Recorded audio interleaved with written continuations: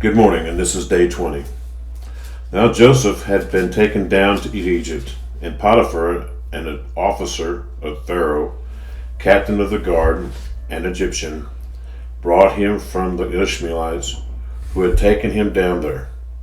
The Lord was with Joseph and was a successful man, and he was in the house of the master Egyptian. And his master saw that the Lord was with him, and that the Lord made all he had did to prosper in the land. So Joseph found favor in his sight and served him. Then he made him overseer of his house, and all that he had put under his authority. So it was that from the time that he had made him overseer of his house, and all that he had, that the Lord blessed the Egyptian's house for Joseph's sake. And the blessing of the Lord was on all that he had in the house and in the field.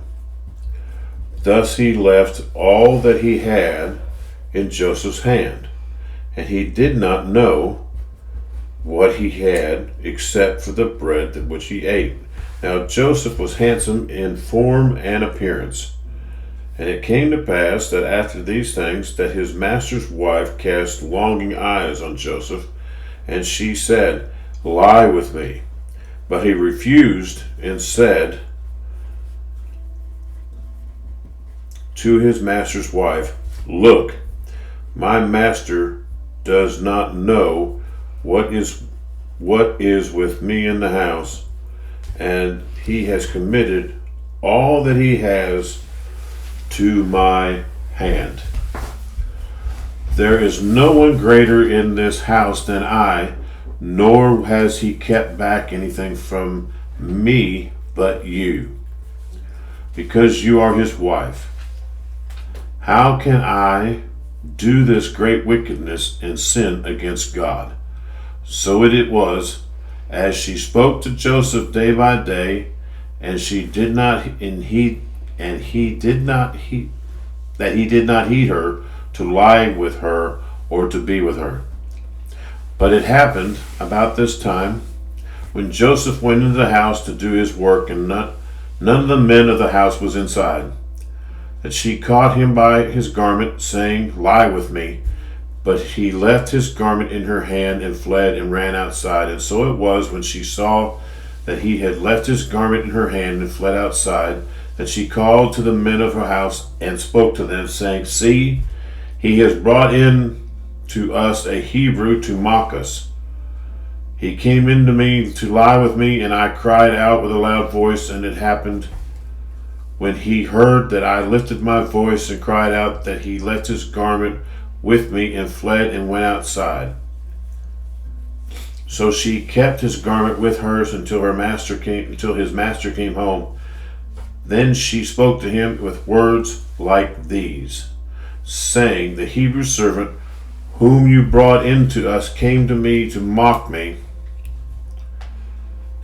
So it happened, as I lifted my voice and cried out, he left his garment with me and fled outside.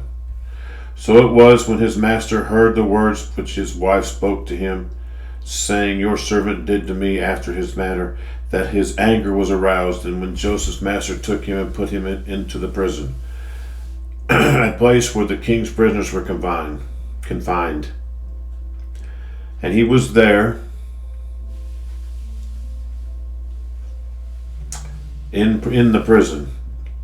But the Lord was with Joseph and showed him mercy and gave him favor in the sight of the prisoner of the keeper of the prison.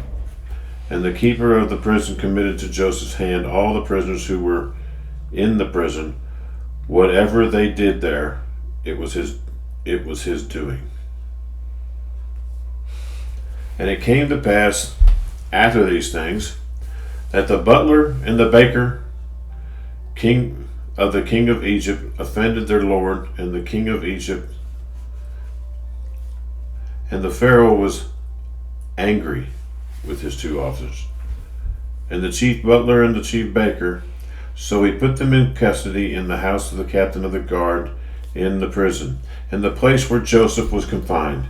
And the captain of the guard charged Joseph with them, and he served them, so they were in custody for a while. When the butler and the baker of the king of Egypt, who were confined in the prison, had a dream, both of them, each man's dream in one night, and each man's dream with its own interpretation.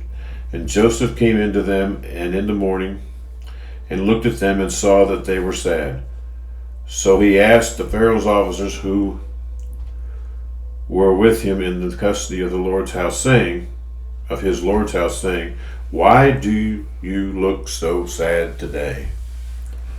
And they said to him, "We each had a dream, and there's no interpreter of it." So Joseph said to them, "Do not interpretations belong to God? Tell them to me, please." Then the chief butler told his dream to Joseph, and said to him, "Behold, in my dream a vine was before me, and in the vine there were 3 branches. It was as though it budded, its blossoms shot forth, and its clusters brought forth ripe grapes. Then Pharaoh's cup was in my hand, and I took the grapes, pressed them into the Pharaoh's cup, and placed the cup in Pharaoh's hand." And Joseph said to him, "This is the interpretation of it. The 3 branches are 3 days. Now within 3 days Pharaoh will lift up his head and restore you to your office, and you will put Pharaoh's cup in his hand according to the former manner when you were his butler. But remember me when it is well with you, and please show kindness to me. Make mention of me to Pharaoh, and get me out of this house. For indeed, I was stolen away from the land of Hebrews, and also I have done nothing here that should put me into the dungeon." When the chief baker saw that the interpretation was good, he said to Joseph, I also was in my dream, and there were 3 white baskets in my hand. In the uppermost basket there were all kinds of baked goods for Pharaoh, and the birds ate them out of the basket on my head. So Joseph answered and said, "This is the interpretation of it. The 3 white baskets are 3 days. Within 3 days Pharaoh will lift off your head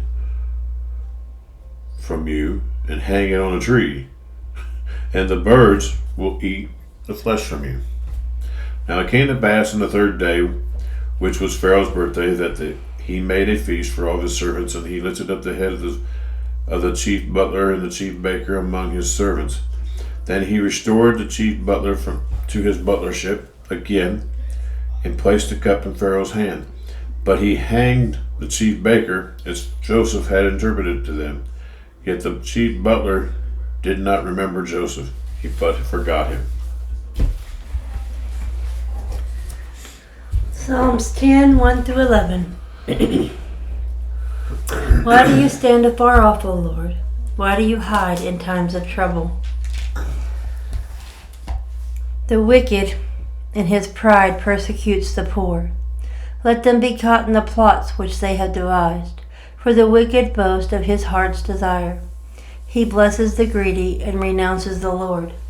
The wicked in his proud countenance does not seek God. God is in none of his thoughts.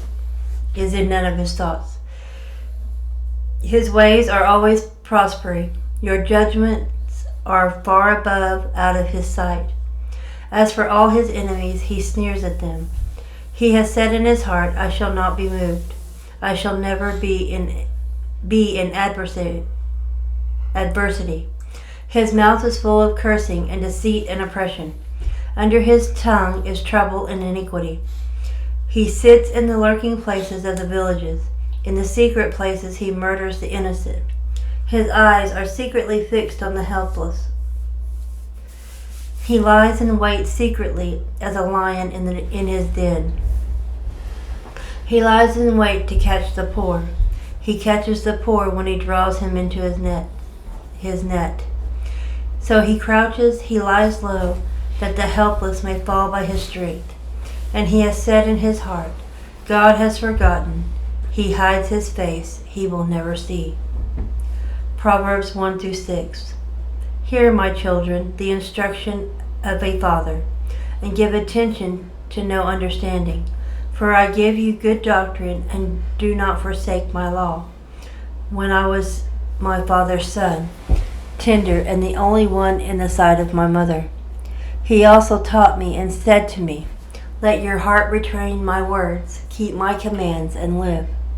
Get wisdom, get understanding. Do not fret, nor turn away from the words of my mouth. Do not forsake her, and she will preserve you. Love her, and she will keep you. Matthew 13:31-58.